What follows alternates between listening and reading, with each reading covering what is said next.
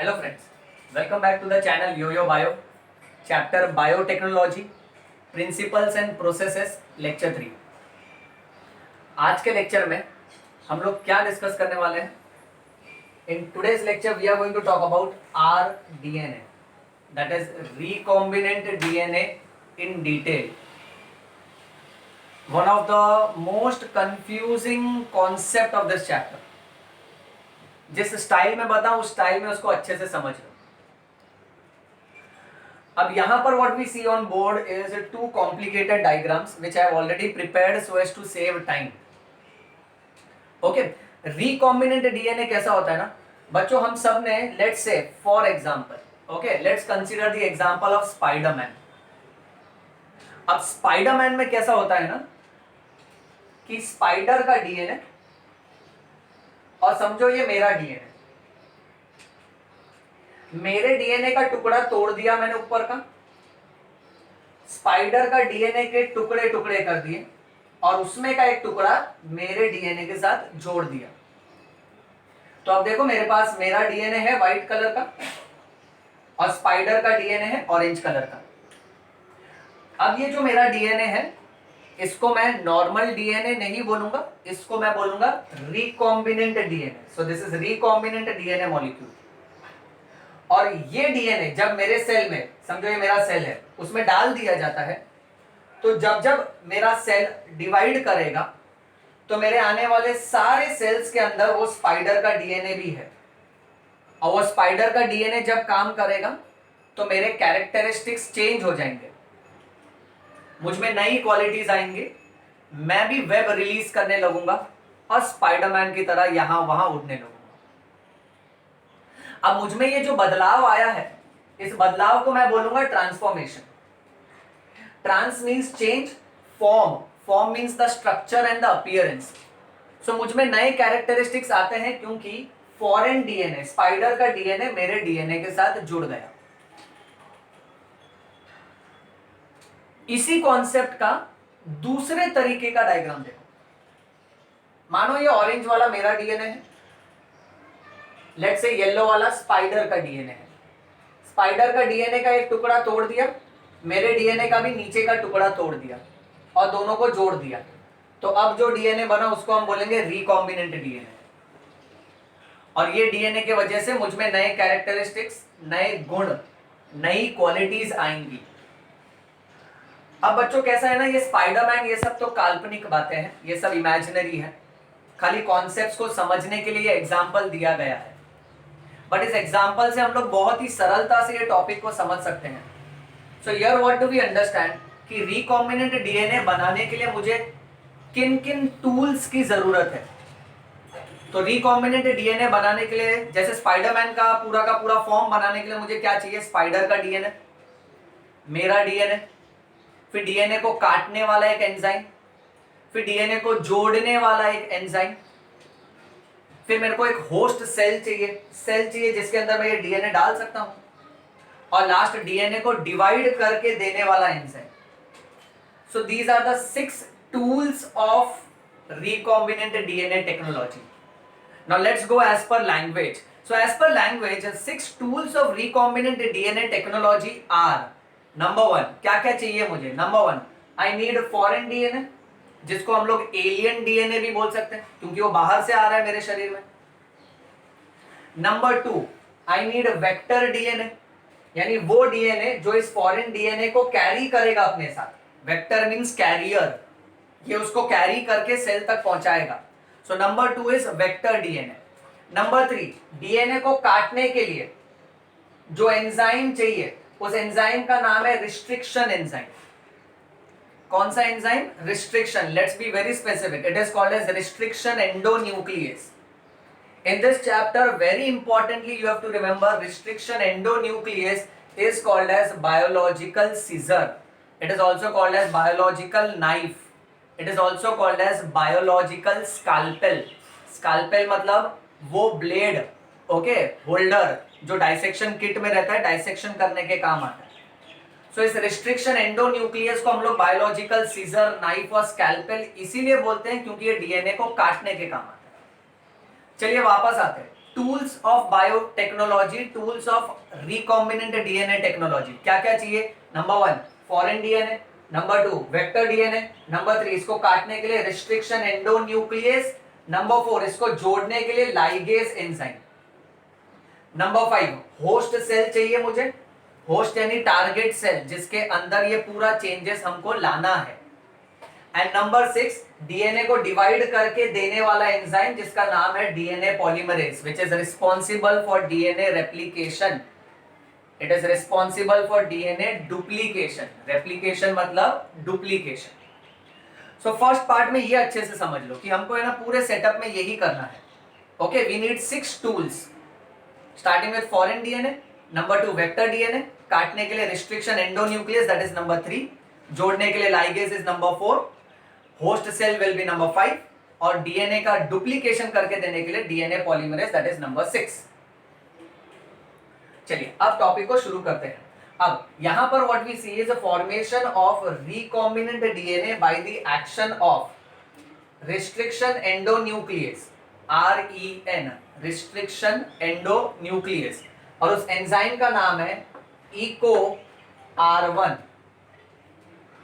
ऐसा नाम क्यों रखा है थोड़ी देर में देखते हैं हम लोग।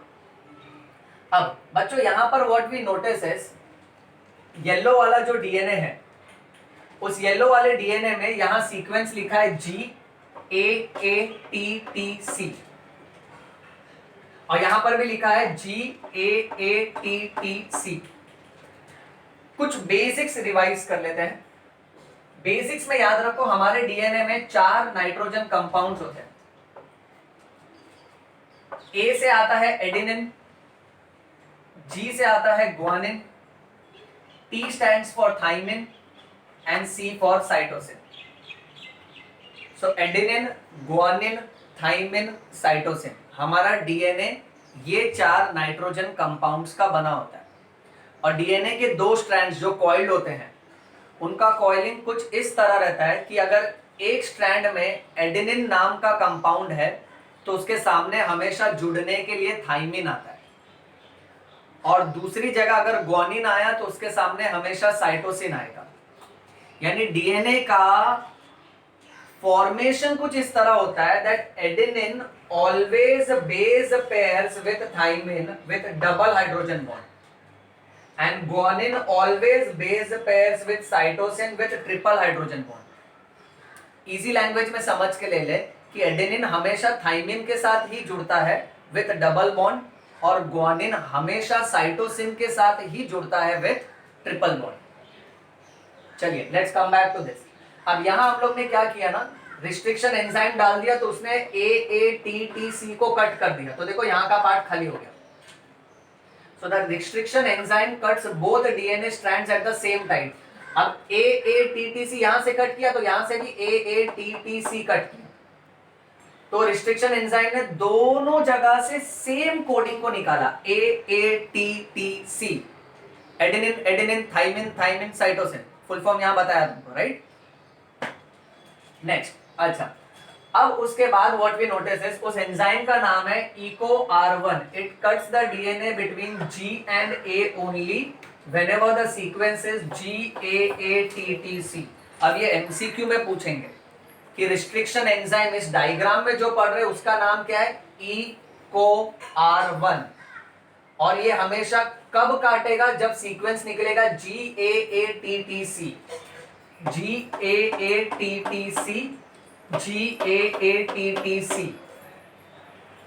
नेक्स्ट, अब काटने के बाद ये ऊपर वाला जो एंड और नीचे वाला जो एंड बचता है उसमें देखो अल्फाबेट क्या क्या है।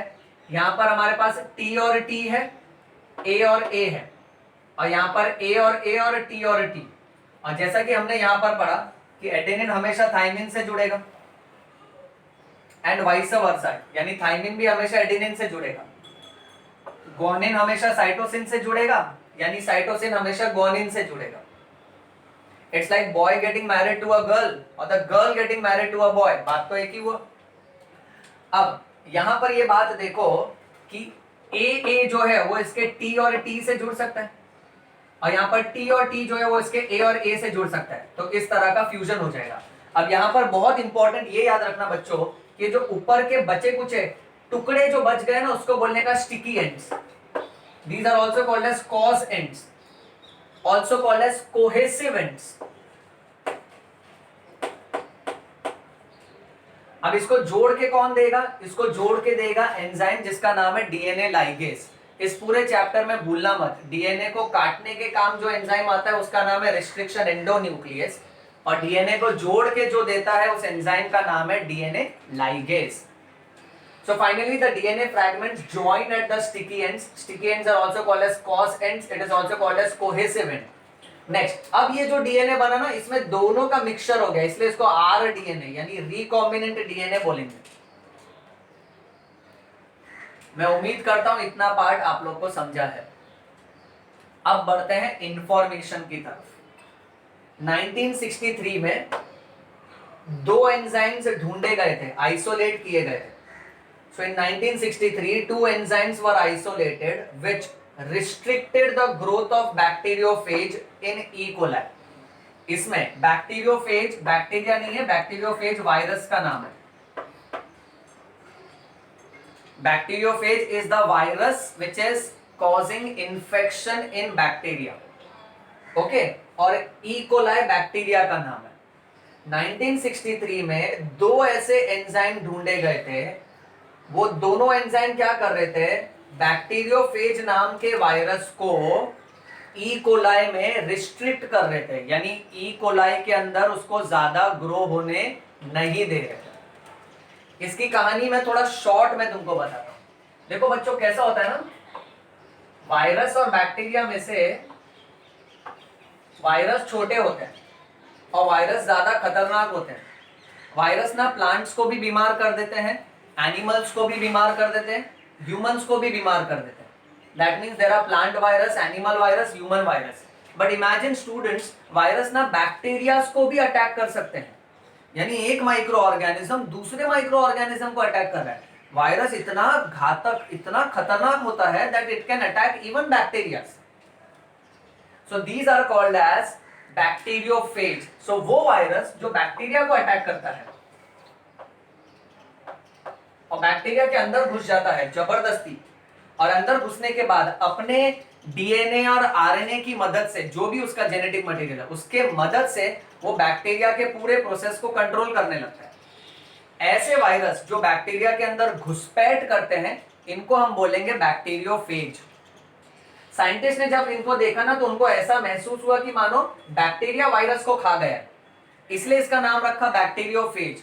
Bacterio means bacteria, phage means to eat, जबकि ये नाम ही गलत है, क्योंकि बैक्टीरियोफेज में बैक्टीरिया वायरस को नहीं खा रहा है, वायरस बैक्टीरिया के अंदर घुसपैठ करके इंफेक्शन पैदा कर रहा है। So remember, bacteriophage is not a bacteria, bacteriophage is a virus. Okay, अब कहानी देखो कैसी है कि हर वायरस बैक्टीरिया को अटैक करता है। अब समझो ये बैक्टीरिया का नाम है ई कोलाई, ठीक है। अब कहानी ऐसी है कि ई कोलाई के पास दो ऐसे एंजाइम्स मिले जो बैक्टीरियोफेज यानी वायरस को ई कोलाई के अंदर ज्यादा घुसपैठ करने नहीं दे रहा था, उसको रिस्ट्रिक्ट करके रख रहा था। So in 1963 two enzymes were isolated, okay, from E coli. E coli से दो ऐसे एंजाइम मिले जो बैक्टीरियोफेज यानी वायरस के ग्रोथ को रिस्ट्रिक्ट कर रहा था। अब ये दो एंजाइम में से one of the enzyme was adding methyl group to the DNA and the second enzyme was cutting the DNA. कहानी में वापस से रिपीट करता हूं। वायरस बैक्टीरिया को अटैक करता है, ओके, यहां जो वायरस की बात कर रहे हैं उसका नाम है बैक्टीरियोफेज, और जो बैक्टीरिया है उसका नाम है ई कोलाई। 1963 में ई कोलाई से मेरे को दो ऐसे एंजाइम मिले जो वायरस को रोक रहा था। वायरस को रोक रहा था यानी उसके डीएनए पे कोई ना कोई मैनिपुलेशन कर रहा था, जिसकी वजह से वायरस उस ई कोलाई को अटैक नहीं कर पा रहा था। अब ये दो एंजाइम में से एक एंजाइम का काम करने का तरीका कैसा था, ये ना डीएनए में मिथाइल ग्रुप ऐड कर देता था, जिसकी वजह से डीएनए का पूरा प्रोसेस रुक जाता था, और दूसरे एंजाइम का तरीका कैसा था, वो डीएनए को काट देता था। So one of the enzyme was adding methyl group to the DNA and the other enzyme used to cut the DNA.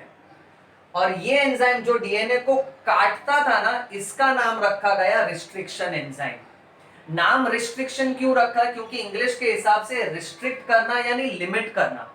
इसी एंजाइम की मदद से ई कोलाई नाम का बैक्टीरिया बैक्टीरियोफेज नाम के वायरस को रिस्ट्रिक्ट कर पाता था। तो ये जब भी इसके अंदर घुसता था तो इसका जो भी डीएनए था तो ये एंजाइम उसके डीएनए को कट कर देता था, ताकि वायरस फिर और ज्यादा आगे काम नहीं कर पाता था।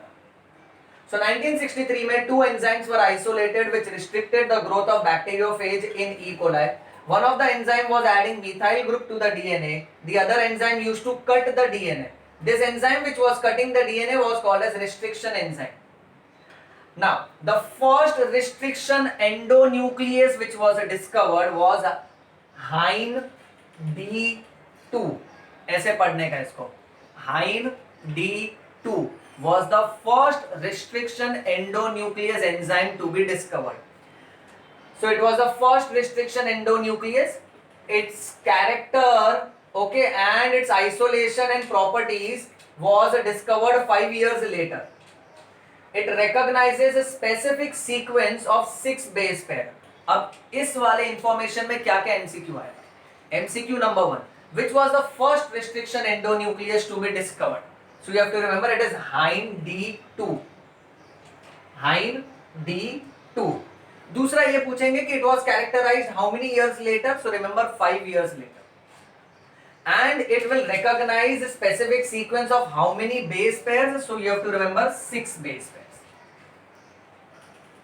Coming back. आज के तारीख में we know more than 900 restriction enzymes which are isolated from 230 strains of bacteria.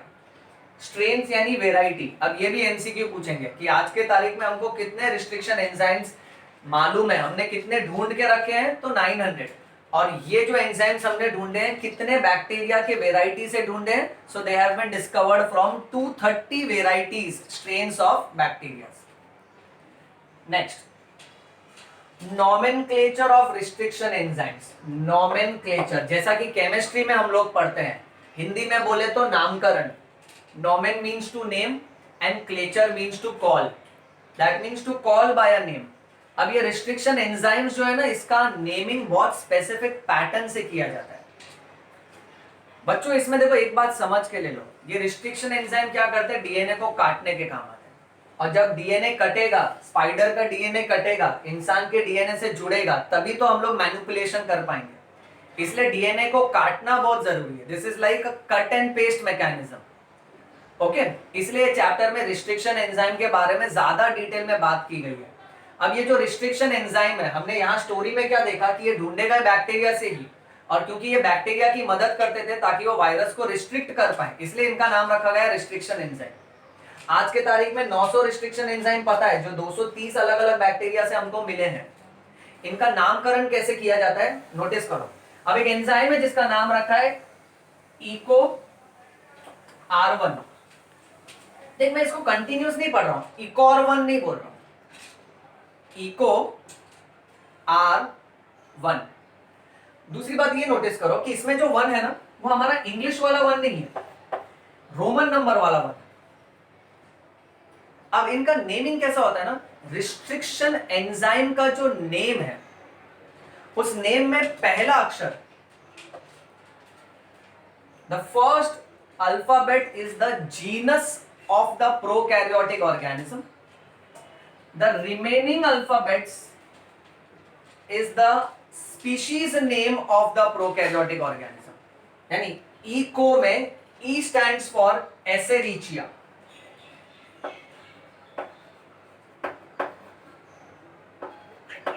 and CO stands for coli. Escherichia coli bacteria का नाम है। अब जैसे कि हमने बायो में पढ़ा है, एज पर बाइनोमियल नोमेनक्लेचर हर प्राणी का नामकरण 2 शब्दों से किया जाता है। जैसे मैंगो को हम लोग मैंजीफेरा इंडिका बोलते हैं। मैंजीफेरा उसका जीनस का नाम है, इंडिका उसके स्पीशीज का नाम है।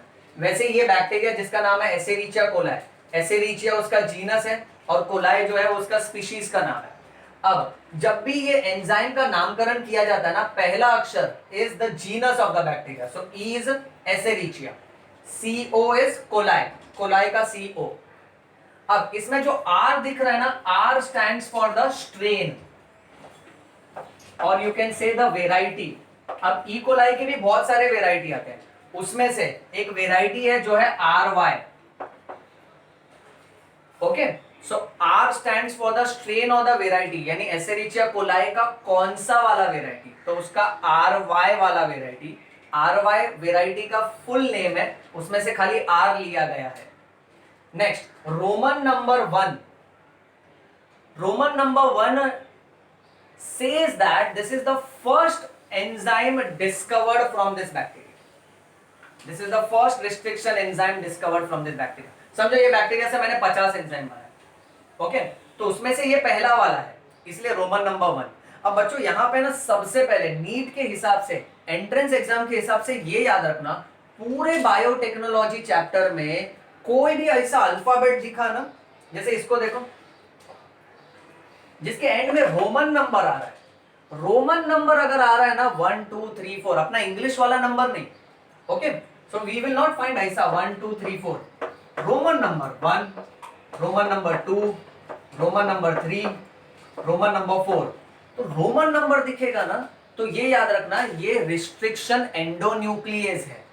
और रिस्ट्रिक्शन एंडोन्यूक्लियस क्या है, ये एक एंजाइम है, और ये एंजाइम क्या करता है, ये डीएनए को कट करता है, ओके, राइट। अब यहां पर भी HIND, HIND2, which was the first restriction endonuclease enzyme to be discovered। विश्व का पहला restriction endonuclease enzyme was HIND2। अब उसमें H एक्स्ट्रा इंफॉर्मेशन है, यहां लिख के रखता हूं, H stands for hemophilus। फिर नेक्स्ट है उसमें IN stands for इन्फ्लुएंजा, और डी जो है ना वो इस बैक्टीरिया का स्ट्रेन है, वेराइटी है। तो यहां भी देखो, हर रिस्ट्रिक्शन एंडोन्यूक्लियस एंजाइम का नोमेनक्लेचर, उसका नामकरण कैसे किया जाता है कि पहला अक्षर जीनस होता है बैक्टीरिया का, बाद में के अक्षर स्पेसिफिक नेम, स्पीशीज नेम होते हैं, उसके बाद उस बैक्टीरिया का स्ट्रेन आता है, उसके लिए एक अल्फाबेट होता है, और Roman number indicates the order of discovery of the restriction enzyme from that particular microorganism. So यहाँ हिन D2 में, okay, H is Haemophilus, IN is influenza and D stands for the strain, okay. चलो moving on, now let's go to the next important छोटा सा section. Nucleases enzyme दो तरह के होते हैं, एंडोन्यूक्लियस और एक्सोन्यूक्लियस। देखो एक लॉजिक लगाओ, कोई भी वर्ड अगर एज से खत्म होगा तो वो एंजाइम होता है, जैसे अमाइलेज, लैक्टेज, सुक्रेज, मैल्टेज, ओके, सो जो जो वर्ड एज से खत्म होता है वो एंजाइम होता है।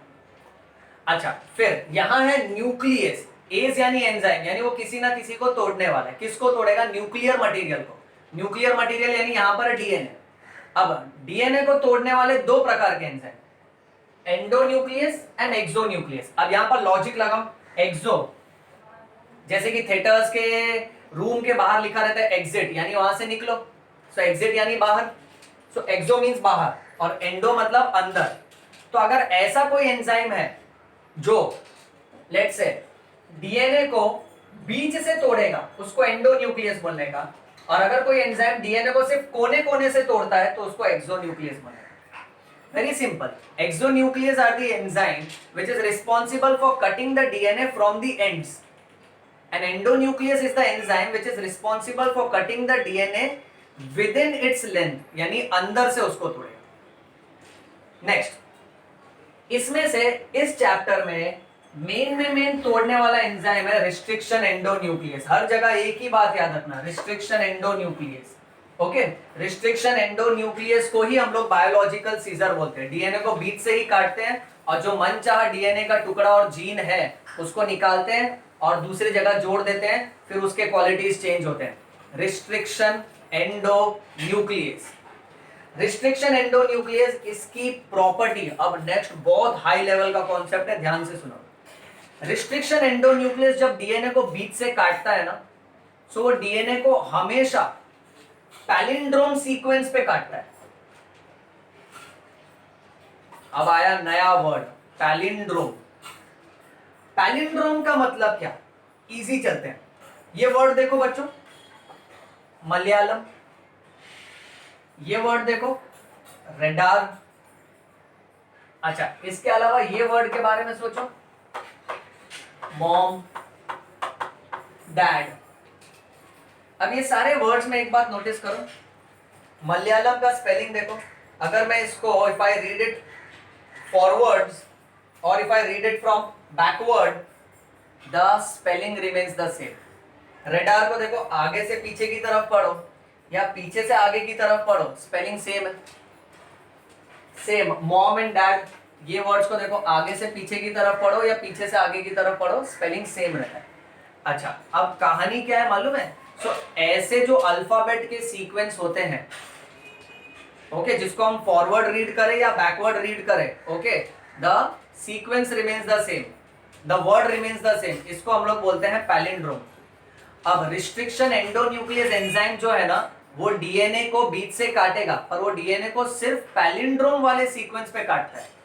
यानी रिस्ट्रिक्शन एंडोन्यूक्लियस एंजाइम पहले डीएनए के हर कोडिंग को, जैसे हर अल्फाबेट है इस वर्ड में, वैसे डीएनए में जो अल्फाबेट्स होते हैं एटीजीसी, हर अल्फाबेट्स को पहले है ना उसका इंस्पेक्शन करता है, उसकी जांच पड़ताल करता है।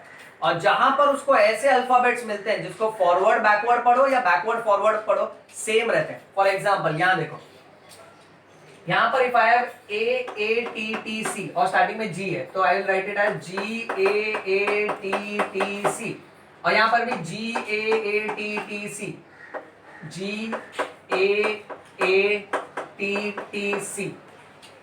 अब मेरी बात ध्यान से सुनो, देखो वो तो कोई दूसरा ही डीएनए है और ये अलग ही डीएनए ऑरेंज वाला, बट अब रिस्ट्रिक्शन एंजाइम समझो, ये रिस्ट्रिक्शन एंजाइम है इको R1। अभी मैंने देखो बेसिक सिखाया, रोमन नंबर देखा ना 1, यानी समझ जाने का ये रिस्ट्रिक्शन एंजाइम का नाम है। इको यानी एसेरिचिया कोलाई और R यानी उसका स्ट्रेन। अब ये एंजाइम से, एसेरिचिया कोलाई से मैंने एक एंजाइम ढूंढ के निकाला है जिसका नाम रखा है इको R1। ये एंजाइम अगर मैं डीएनए पे डाल दूं, इस डीएनए पे डालूं, और वही एंजाइम अगर इस डीएनए पे डालूं, तो अगर मैं दो डीएनए को सेम रिस्ट्रिक्शन एंडोन्यूक्लियस से तोड़ूंगा ना, तो हमेशा दोनों डीएनए को पैलिंड्रोम सीक्वेंस में तोड़ेगा। वो पहले दोनों का पैलिंड्रोम पहचानता है। यानी वो क्या पहचानेगा, इधर मेरे को GAATTC मिल रहा है, ओके, यहां पर भी मेरे को GAATTC मिल रहा है, और समझो अगर इसको इस अंदाज से तोड़ दिया गया, ओके, राइट। सो अल्टीमेटली कैसा है कि G और C कॉम्प्लीमेंट्री है, A और T कॉम्प्लीमेंट्री है, सो AT TACG। सो पहली बात ये याद रखना, रिस्ट्रिक्शन एंजाइम सबसे पहले पैलिंड्रोम सीक्वेंस को रिकॉग्नाइज करता है। अब ये पैलिंड्रोम कैसे हुआ, क्योंकि समझो अगर मैं इसको यहां से यहां पढ़ रहा हूं तो GAATTC आया सीक्वेंस, ओके। लेट्स से ये डीएनए का 5' एंड है और ये 3', you can also call it as 5' and 3' end. ये 5', 3' क्या होता है, डीएनए के लेक्चर में बहुत हाई लेवल में सीखेंगे हम लोग। अब ये 5' एंड और ये 3', दैट इज 5' एंड 3'। अब अगर हमेशा मैं 5' to 3' पढ़ता हूं ना, GAATTC आया, और यहां से यहां पढ़ूंगा तो GAATTC आया, यानी ये मलयालम और रेडार जैसा हो गया ना, तो ये दोनों एक दूसरे के क्या हुए, पैलिंड्रोम हुए। सो रिस्ट्रिक्शन एंडोन्यूक्लियस एंजाइम क्या करता है ना, पैलिंड्रोम को आइडेंटिफाई करता है और दोनों डीएनए को पैलिंड्रोम सीक्वेंस पे ही काटता है। इसको हम रिकॉग्निशन साइट बोलते हैं। यानी अगर मैं इसको ECOR1 नाम के एंजाइम से तोड़ूं और इसको भी ECOR1 नाम के एंजाइम से तोड़ूं, तो अब MCQ, सो रिस्ट्रिक्शन एंजाइम हमेशा पैलिंड्रोम सीक्वेंस रिकॉग्नाइज करेगा and it will always cut the DNA away from the palindrome sequence. यानी पूरा सीक्वेंस क्या है, GAATTC, पर वो G को नहीं तोड़ा, देखो G को उधर ही रहने दिया, बाकी AATTC निकाल दिया, और यहां पर भी GAATTC था, G को रहने दिया, बाकी सब निकाल दिया। सो ये भी एमसीक्यू में आता है कि द रिस्ट्रिक्शन एंजाइम सबसे पहले वो पैलिंड्रोम सीक्वेंस को रिकॉग्नाइज करता है, यानी हमारे डीएनए कोडिंग को पढ़ता है, कौन सा कोडिंग रिवर्स में भी सेम आ रहा है उसको आइडेंटिफाई करता है, और फिर उसके बाद जो सीक्वेंस है ना slightly away from that sequence, वो उसको वहां से कट करता है। अब कट करने के बाद ये नीचे का जो टुकड़ा बचा है पूरा, ओके, येलो वाला, और ऊपर का जो ऑरेंज वाला टुकड़ा है, इसको हम बोलेंगे स्टिकी एंड्स। अभी सिखाया, it is also called as cos ends, also called as cohesive ends. अब देखना सिंपल सा लॉजिक, A और A इसके T और T से जुड़ सकता है, T और T इसके A और A से जुड़ सकता है। इसलिए जब दोनों एंजाइम्स नजदीक आते हैं ना, तो दोनों के स्टिकी एंड्स को जोड़ने के लिए लाइगेज एंजाइम कंफर्टेबल रहता है, यानी लाइगेज एंजाइम इनको आराम से जोड़ सकता है, और उसके बाद बन जाता है रिकॉम्बिनेंट डीएनए। और ये रिकॉम्बिनेंट डीएनए को गोल तरीके से दिखाऊं, जैसे कि बैक्टीरिया में होता है, तो देखो ये ऑरेंज वाला पार्ट यहां जोड़ दिया हम लोगों ने, फिर उसको जब सेल के अंदर डाल देंगे फिर वो सेल डिवाइड होने लगेगा। सो इस तरह से रिकॉम्बिनेंट डीएनए टेक्नोलॉजी करी जाती है। Moving on next. अब ये पूरे सीक्वेंस में हम लोग देख क्या रहे हैं, इस पूरे सीक्वेंस में एक फॉरेन डीएनए होता है और एक वेक्टर डीएनए होता है। वेक्टर डीएनए यानी जो फॉरेन डीएनए को कैरी करेगा। अब ये ऑरेंज वाले टुकड़े को कौन लेके जा रहा है, ये लेके जा रहा है। जैसे मलेरिया का जंतु, समझो ये मलेरिया का जंतु है जिसका नाम है प्लाज्मोडियम, और ये मच्छर है female Anopheles mosquito. So female Anopheles mosquito malaria के जंतु को लेके जा रही है, फिर किसी को भी काटेगी तो उसमें छोड़ देगी ना ये। सो जो कैरी करता है उसको हम लोग वेक्टर और कैरियर बोलते हैं, which is usually plasmid. Plasmids are extrachromosomal circular DNA, extrachromosomal circular DNA. और प्लाज्मिड की प्रॉपर्टी होती है कि इट कैन रेप्लिकेट ऑटोनॉमसली, खुद ब खुद डिवाइड हो सकता है। सो एक फॉरेन डीएनए को लेकर वेक्टर डीएनए में जोड़ दिया, वेक्टर डीएनए को फिर बाद में मैंने होस्ट सेल में डाल दिया। होस्ट सेल यानी टारगेट, यहां पर वो टारगेट सेल है ई कोलाई। ई कोलाई का ट्रांसफॉर्मेशन हो गया, बदल गया ई कोलाई, क्योंकि अब ऊपर का हिस्सा नया है। अब जब जब ई कोलाई डिवाइड होगा तो ये डीएनए भी डिवाइड होगा पॉलीमरेज एंजाइम की मदद से, और हर आने वाले ई कोलाई, बच्चे ई कोलाई के अंदर, डॉटर सेल्स के अंदर ये डीएनए का नया टुकड़ा दिखेगा। और ये सारे बच्चे एक दूसरे की तरह ही होंगे, they will be like parents, so they are called as clones. Clones का मतलब होता है आइडेंटिकल कॉपीज। क्या मतलब होता है? Identical copies. Moving on, last part. अब ये डीएनए को सेपरेट करने के लिए, समझो ये डीएनए का टुकड़ा तोड़ के मेरे को यहां डालना है, स्पेसिफिकली ये टुकड़ा। सो इसको तोड़ने के लिए जिस प्रोसेस का इस्तेमाल किया जाता है, that process is called as gel electrophoresis. The process of separating the fragmented DNA, okay, is called as gel electrophoresis. अब जेल इलेक्ट्रोफोरेसिस में एक बात ये याद रखना है हमको कि DNA is negatively charge, so it always gets attracted to the anode, that is positively charged electrode under electric field. So कुछ इंपॉर्टेंट एमसीक्यू। नंबर 1, डीएनए को सेपरेट करने के लिए कौन से टेक्निक का इस्तेमाल करेंगे? Gel electrophoresis. नंबर 2, डीएनए पे नेट चार्ज कौन सा है? Negative charge. Number 3, under electric field DNA gets attracted to which electrode? So remember, anode. Number 4, इस पूरे जेल इलेक्ट्रोफोरेसिस, जैसे हम लोग यूजुअल इलेक्ट्रोलाइसिस ये सब करते हैं, उसमें हम लोग सोल्यूशन यूज करते हैं। यहां पर we are going to use a gel which is the matrix, which is the medium. Okay, so the matrix or the medium which is used is called as agar gel. It is a natural polymer of seaweeds. Red algae से ये मिलता है, अगर रोज jail भी बोल सकते हैं इसको हम लोग. Okay, it is a natural polymer which is obtained from seaweeds. Okay, that is red algae. MCQ. Next, the separated DNA strands will separate based on sieving effect. MCQ. Gel electrophoresis में DNA के fragments will separate depending upon which effect? Sieving effect. Sieving effect ये कहता है smaller the particle size, farther it moves. जैसे यहां देखो, ये अगर जेल का टुकड़ा है, ये पहला लेन है, लाइन, दूसरा लेन, तीसरा और चौथा। ये जो ऑरेंज कलर का पार्ट है ना, ओके, ये डीएनए का टुकड़ा है। Okay, right? अच्छा, the whitest part is called as wells. Now very important, remember कि ये ऑरेंज कलर का पार्ट समझ लो ये है, और इसमें से एक टुकड़ा मेरे को सेपरेट करके निकालना है ताकि मैं इसके साथ जोड़ पाऊं। पर पहले मेरे को इसके टुकड़े टुकड़े करने पड़ेंगे, फिर इसको सेपरेट करना पड़ेगा। ओके, अब यहां क्या देखना हम लोग, लेन 1 में, पहले लेन में डीएनए मोटा है, टूटा ही नहीं है, अनडाइजेस्टेड। दूसरे, तीसरे और चौथे लेन में डीएनए टूट रहा है, और टूटने के बाद जब ये सेपरेट होता है ना, तो ये सीविंग इफेक्ट के हिसाब से सेपरेट होता है। सीविंग इफेक्ट क्या कहता है? Sieving effect says that particle size जितना छोटा रहेगा वो उतना दूर जाएगा। Smaller the particle, farther it moves. Very important. Next MCQ, उसके बाद जो पार्टिकल्स, डीएनए के जो छोटे छोटे टुकड़े हैं, फ्रैगमेंट्स हैं, जो बाहर निकलते हैं, उसको हम लोग स्टेन करेंगे एक केमिकल से जिसका नाम है इथिडियम ब्रोमाइड। इथिडियम ब्रोमाइड से स्टेन करने के बाद we will expose it to UV rays, और यूवी रेस पे एक्सपोज करने के बाद these DNA fragments they appear orange coloured bands. Deadly MCQ, तीनों बात याद रखना कि जेल इलेक्ट्रोफोरोसिस में जब डीएनए के फ्रैगमेंट्स तोड़े जाते हैं तो उसको स्टेन करने के लिए कौन सा केमिकल इस्तेमाल करते हैं? So remember ethidium bromide. दूसरा, जेल इलेक्ट्रोफोरोसिस में इथिडियम ब्रोमाइड यूज करने के बाद the DNA fragments are bombarded with which rays? UV rays. तीसरा, what colour we get? Orange coloured bands. Last point, फिर उसके बाद जो डीएनए के फ्रैगमेंट्स अलग अलग हो गए, समझो ये पहला फ्रैगमेंट, ये दूसरा, तीसरा, चौथा, पांचवा, छठवा, I got 6 fragment. So let's say suppose 1 2 3 4 5 6 ऐसा 6 टुकड़े मिले।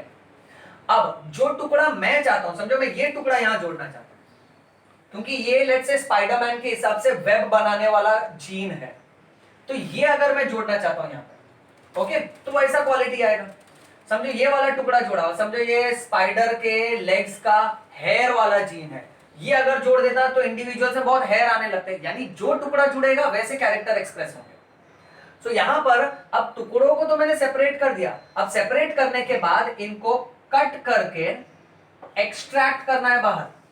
So the process of cutting and extracting the fragment of DNA from the agarose gel is called as elution. आखिरी पॉइंट है, सुन ले ध्यान से। सारे फ्रैगमेंट्स को अलग करने के बाद मन चाहे टुकड़े को अगरोस जेल से कट करना और बाहर निकालना, इस प्रोसेस को हम बोलेंगे इल्यूशन। फिर आते हैं कहानी पे वापस से। एक बार ये सब हमने सीख लिया कि हमारे पास फॉरेन डीएनए है, तो फॉरेन डीएनए को कट कैसे करें, तो उसके लिए जेल इलेक्ट्रोफोरोसिस। फिर मन चाहे टुकड़े को निकाले कैसे बाहर, उसके लिए इल्यूशन। ओके, कट करने के लिए एंजाइम कौन सा था? Restriction endonuclease. वो एंडोन्यूक्लियस का नामकरण कैसे करते हैं, उसमें हमेशा लास्ट में रोमन नंबर आता है। अच्छा, फिर कट करने के बाद जोड़ने के लिए एंजाइम कौन है? लाइगेस। जो कैरी करेगा ये डीएनए को, उसको हम लोग बोलेंगे vector DNA, that is usually a plasmid. फिर जिस होस्ट के अंदर डालेंगे, समझो यहाँ वो बैक्टीरिया है, okay, that is E coli, उसमें बदलाव आएगा, उसको बोलेंगे ट्रांसफॉर्मेशन। इस बदले हुए डीएनए को बोलेंगे रिकॉम्बिनेंट डीएनए। और जब जब ये सेल डिवाइड होगा तो मनचाहा डीएनए का टुकड़ा, मनचाहा जीन भी डिवाइड होगा because of the enzyme polymerase. और जितने भी डॉटर सेल्स बनेंगे they are identical to the parent, that is nothing but cloning, that is creating identical copies. So this is how recombinant DNA is created and this is how recombinant DNA का multiple copies are made. I hope बच्चों तुमको ये complicated topic समझ में आया है। अगर नहीं समझा है तो ये वीडियो को दोबारा देखो और एकदम ध्यान से सुनो, उसके बाद एनसीईआरटी टेक्स्ट बुक का एक एक सेंटेंस पढ़ो। That's all for this lecture. Read bio, bleed bio, yo yo bio. Thank you so much.